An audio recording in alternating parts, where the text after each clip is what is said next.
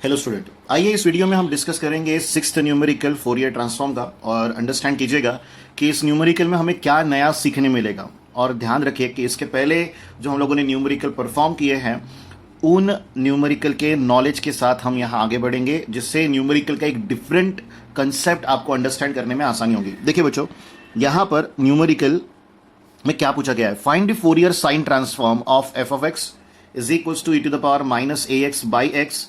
और कंडीशन जो है वो ए के लिए दी हुई है कि जो कांस्टेंट वैल्यू है ए वो 0 से बड़ी रहे।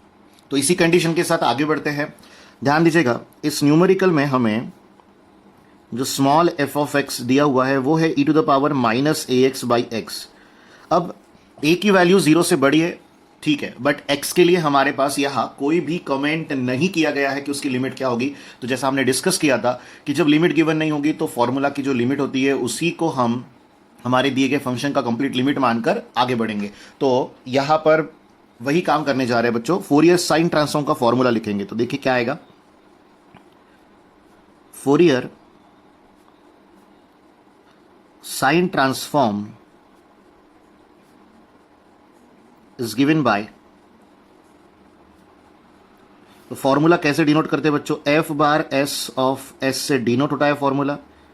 आंसर आएगा, यानी राइट साइड है root of 2 by pi integration from 0 to infinity for the function f of x sine s x, और साथ में आ जाएगा बच्चों डी एक्स। अब ये अंडरस्टैंड कीजिए, यहां रूट ऑफ 2 बाय पाई की टर्म है, राइट साइड में इंटीग्रेशन फ्रॉम 0 टू इंफिनिटी, और जो हमें एफ ऑफ एक्स गिवन दिया गया है वो है e to the power minus a x by x, into आ जाएगा बच्चों साइन एस एक्स, और साथ में आएगा डी एक्स। और लेफ्ट हैंड साइड में हमारे पास है f bar s of s. इस पॉइंट को इंपॉर्टेंटली आप अंडरस्टैंड कीजिए। देखिए, ये जो टर्म आपके पास आई है, यहां अगर ये x, जैसे कि हम with respect to x integrate कर रहे हैं, तो ये इस x को हम एज अ कांस्टेंट बाहर लेकर नहीं जा सकते, वो फंक्शन का पार्ट है बच्चों।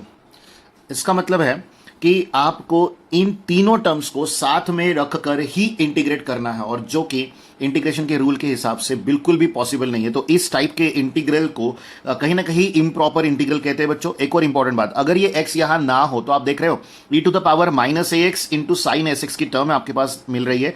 और अंडरस्टैंड कीजिए कि इन दोनों टर्म का साथ में होना हमारे लिए काफी आसान इंटीग्रेशन प्रोवाइड करेगा और जल्द से जल्द आंसर भी ला के दे देगा, क्योंकि क्वेश्चन नंबर 3 में हमने इस सेम फंक्शन को साइन के साथ या कॉस के साथ सॉल्व करना सीखा है। बट बच्चों, रियलिटी चेक कीजिए, x यहां पर है, जिसके चलते आप यहां प्रॉपर जो एक नॉर्मल टाइप का इंटीग्रेशन होता है वो परफॉर्म नहीं कर सकते।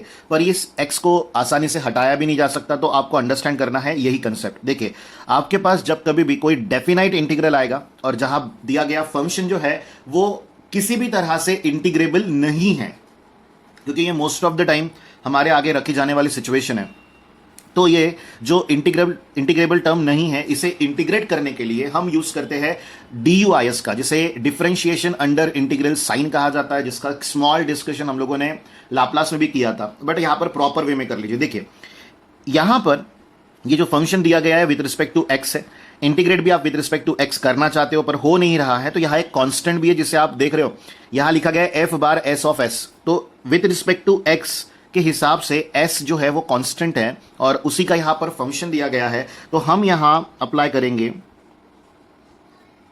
डिफरेंशिएटिंग बोथ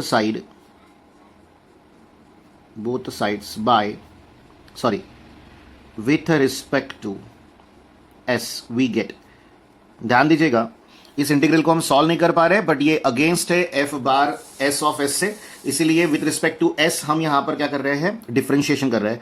तो लेफ्ट हैंड साइड में आ जाएगा d by d s of f bar of s of s is equals to root of 2 by pi d by d s of integration from 0 to infinity e to the power minus a x by x into sine of s x, और साथ में क्या आएगा बच्चों यहां पर D x. अब understand करो, बहुत ही नॉर्मल सा कंडीशन है। देखिए, ये इंटीग्रेशन है विद रिस्पेक्ट टू एक्स, जिसके चलते s कांस्टेंट है, और ये डेरिवेटिव है विद रिस्पेक्ट टू s, जिसके चलते s जो है वो वेरिएबल है। तो अब ये डेरिवेटिव इस इंटीग्रल साइन के अंदर जाना चाहता है, बट उसके लिए जिस रूल को हम यूज करते हैं उसे DUIS differentiation under integral sign कहा जाता है। जो कि एक इम्प्रॉपर इंटीग्रल को, जो इंटीग्रेबल नहीं है, उसे हमें एक वे प्रोवाइड करता है सॉल्व करने के लिए। तो अंडरस्टैंड कीजिएगा, यहां मिला है root of 2/π integration from 0 to infinity e to the power minus a x by x into del del s of sine s x d u i s. ये हमें यही एक पॉइंट एक्सप्लेन करके देता है बच्चों कि डेरिवेटिव जब कभी भी इंटीग्रेशन साइन के अंदर आएगा तो उसके ऊपर एक कंडीशन अप्लाइड रहेगी कि वो इंटीग्रेशन के वेरिएबल को कहीं पर भी हार्म नहीं करेगा, और उससे अगर हार्म नहीं करना है नेक्स्ट वेरिएबल को तो पार्शियल बनना पड़ेगा। और वैसे भी यहां पर कितने वेरिएबल्स है? 2। तो आपने इसके पहले भी अंडरस्टैंड किया है कि जहां पर भी एक से ज्यादा वेरिएबल आएंगे वहां पर डेरिवेटिव कंप्लीट नहीं लिया जा सकता, वहां पार्शियल डेरिवेटिव के यूज से ही डिफरेंशिएशन किया जाएगा। और यहां सिंस भी लिख लीजिए कि बाय DUIS, फुल फॉर्म एक बार फिर से सुन लीजिए, डिफरेंशिएशन अंडर इंटीग्रल साइन, जो कि लिबनिट्ज रूल 1 के यूज से हम लोग आगे बढ़ रहे हैं। अब इस टर्म को आप डिफरेंशिएट कीजिए। देखिए, याद रखिएगा, जैसे ही आप डिफरेंशिएट करोगे, आपका जो एक इंटीग्रल था, जहां हमने डिस्कशन किया था कि वो किसी भी तरह इंटीग्रेबल नहीं है, वो इमीडिएटली इंटीग्रेबल बन जाएगा। बट आप अंडरस्टैंड कीजिएगा प्रॉपर वे में। यहां आएगा बच्चों e to the power minus a x by x into sine का डेरिवेटिव कॉस, एंगल दोनों का सेम रहेगा, और विथ रिस्पेक्ट टू एस आप डिफरेंशिएट कर रहे हो तो एक्स कांस्टेंट है तो यहां एक्स से मल्टीप्लाई करना पड़ेगा। एक बात हमेशा ध्यान रखिएगा, डिफरेंशिएट करने के बाद वेरिएबल से मल्टीप्लाई करते हैं, और यहीं पर अगर आप इंटीग्रेशन परफॉर्म करते रहते हैं तो डिवाइड करना पड़ता था कांस्टेंट से। तो ये हमेशा बाइफर्केटेड रखिएगा, इसमें कोई कंफ्यूजन ना हो। अब देखिए, जिस एक्स को मैंने कहा था कि अगर ये एक्स यहां नहीं होता तो जो फंक्शन है हमारे पास वो इंटीग्रेबल होता, तो इस एक्स को कैंसिल करने का मौका मिल गया है हमें। जो टर्म बच रही है वो है root of 2/π integration from 0 to infinity e to the power minus a x cos s x, और साथ में क्या आएगा बच्चों? dx। और ये टर्म कंप्लीटली इंटीग्रेबल है, इससे पहले भी हमने इसे इंटीग्रेट किया है, हमारे लिए बिल्कुल भी नहीं है। तो अंडरस्टैंड कीजिएगा। उससे पहले मैं आपको एक और चीज बता दूं कि f bar s of S का जो फर्स्ट टर्म है, इसे कैपिटल A ट्रीट कर लेते हैं। अगर हमें जरूरत पड़ी न्यूमेरिकल में तो वापस से उसे यूज करने का मौका मिले, इसलिए असाइन कर रहे हैं। अगर जरूरत नहीं पड़ी तो कोई बड़ी बात नहीं है, उसे वैसे ही छोड़ देंगे। अब ध्यान दीजिएगा, यहां पर अंडरस्टैंड कीजिएगा स्टेप कैसे आगे जा रही है। आप यहां पर फॉर्मूला यूज करोगे। वैसे तो आप लोगों ने ये फॉर्मूला इससे पहले भी यूज होते देखा है, बट एक बार फिर से प्रॉपर प्रेजेंटेशन देते हुए आप लोगों को ये मैं समझा रहा हूं। e to the power a x upon a square plus b square into आ जाएगा बच्चों a cos of b x plus b sine of b x, bracket close.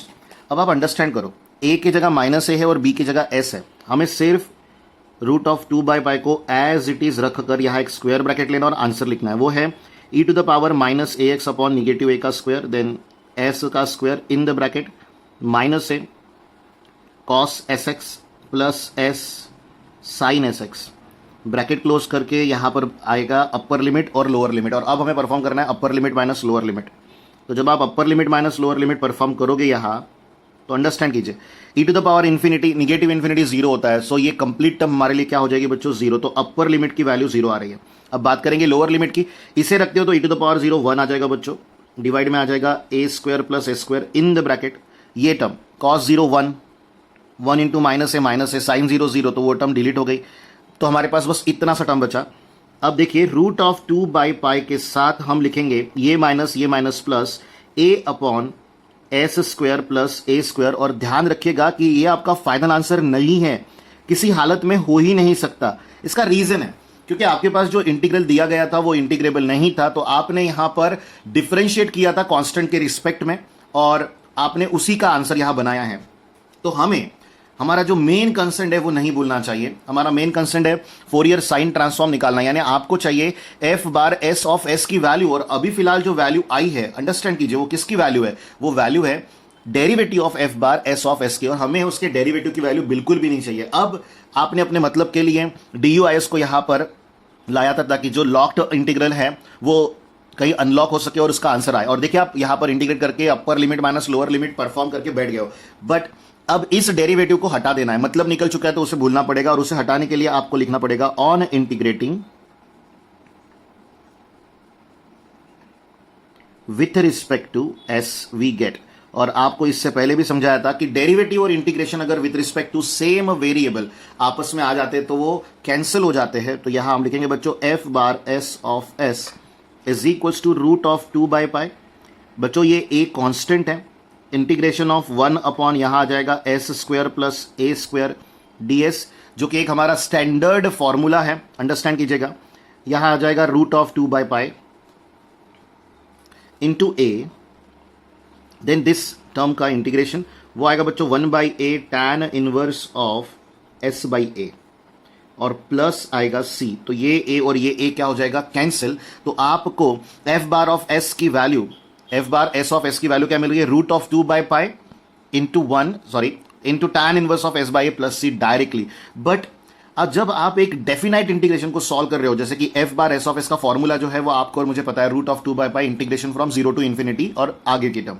तो डेफिनाइट इंटीग्रेशन में कभी भी इंटीग्रेटिंग कांस्टेंट जिसे c कहा जाता है वो नहीं आता है बच्चों। तो यहां एक एक्स्ट्रा की जिम्मेदारी आ जाती है DUIS के एप्लीकेशन के बाद, वो होता है इस c को इवैल्यूएट करना, और जिसे इवैल्यूएट करना काफी आसान है। मैं आपको अंडरस्टैंड करवाता हूं कि किस तरह उसे आपको इवैल्यूएट करना है। तो इस इक्वेशन को जो यहां पर c वाला है, इस इक्वेशन को हम इक्वेशन नंबर बी दे रहे हैं और आपको इससे पहले इक्वेशन नंबर ए ट्रीट करवाया था। अब अंडरस्टैंड कीजिएगा, इस इक्वेशन नंबर ए में आपको जो वेरिएबल है, यहां का कौन है वेरिएबल, एस वेरिएबल है। आप इंटीग्रेशन के वेरिएबल को नहीं नोटिस कर रहे हो, आप इस फंक्शन के हिसाब से वेरिएबल देख रहे हो, तो वो एस है।